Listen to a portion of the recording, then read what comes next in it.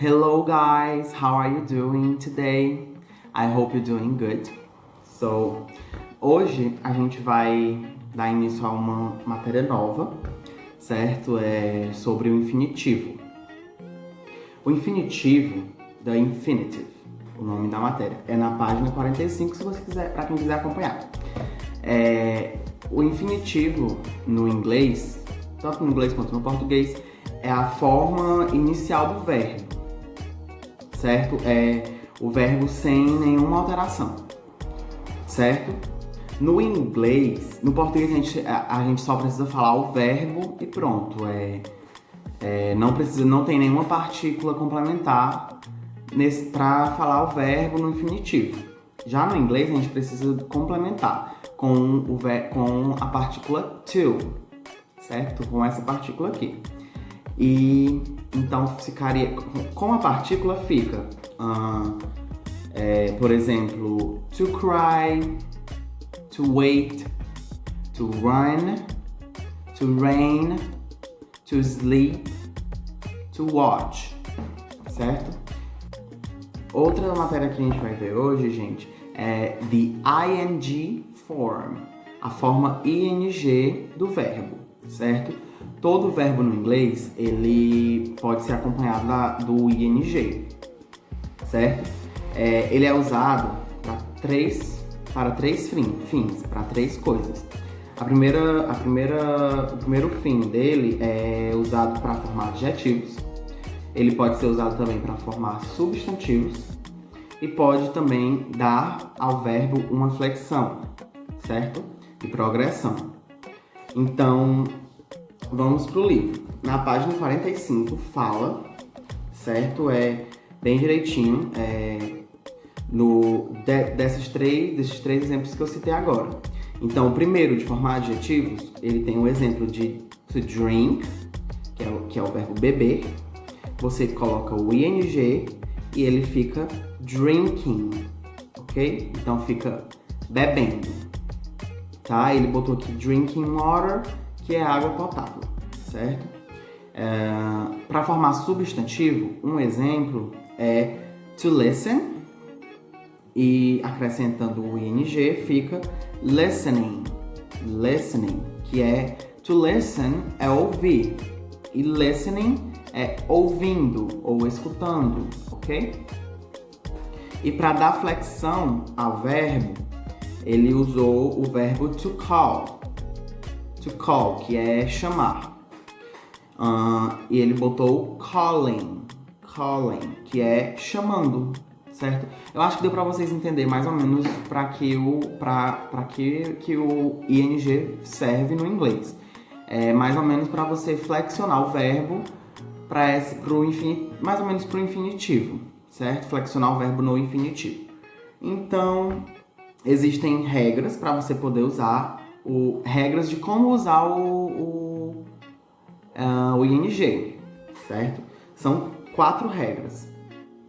A primeira regra é que nos verbos terminados em E, a gente tira o E e coloca o ing. Então fica no verbo to have.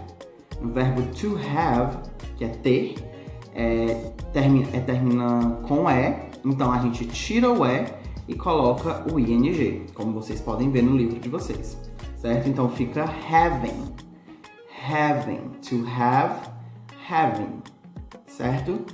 To give, o verbo to give, que é dar, termina também com E. Então a gente tira o E, derruba o E, e ele fica giving, ok? E existe uma exceção dessa regra, que é o verbo to be, que é ser ou estar, certo? Essa é a exceção. Essa é a exceção. Você não tira o E do be, ele continua com E, você apenas acrescenta o ing e ele fica being, ok? Então, é isso. Essa é a exceção desta regra. A segunda regra é que nos verbos terminados em dois Es, basta acrescentar o ing. Então, nos verbos terminados em você apenas acrescenta o ing, ok?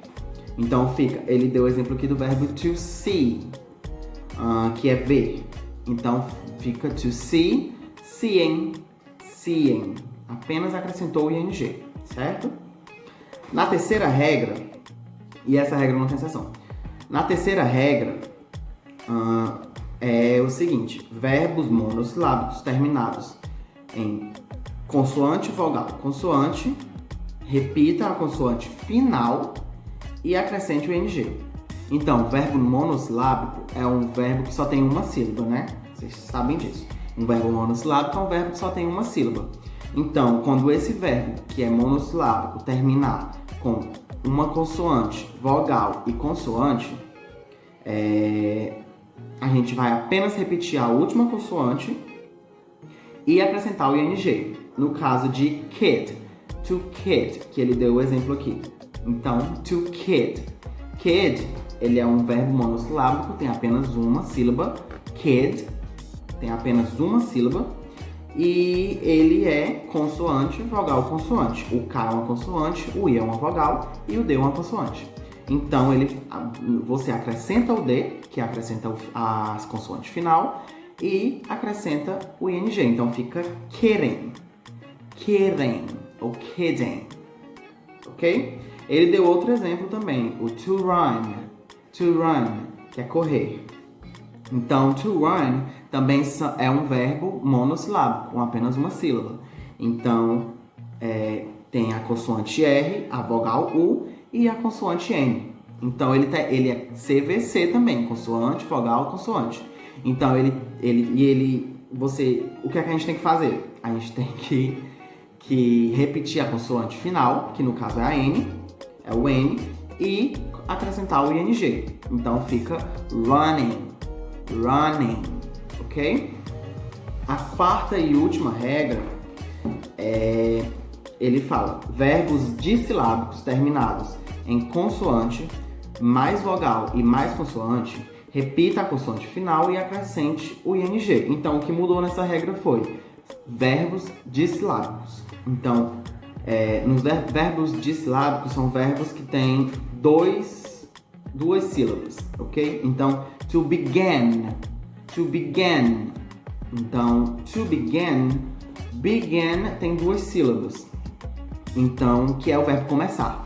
Então, a gente acrescenta mais e ele é terminado em CVC, consoante, vogal, consoante.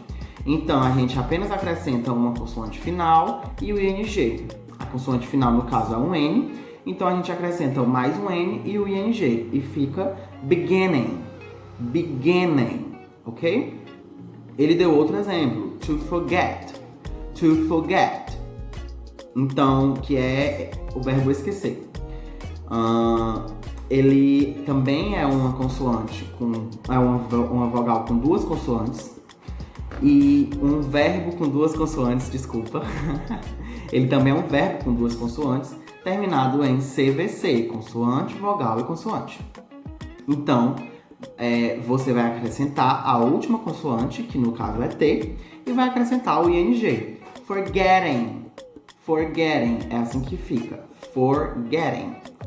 A atividade de hoje é a página 45, questão 1 e 2, e a página 46, questão 3, ok? A aula de hoje foi essa.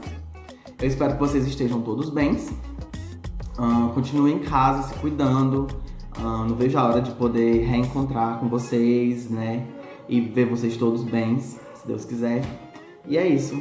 Goodbye. See you later.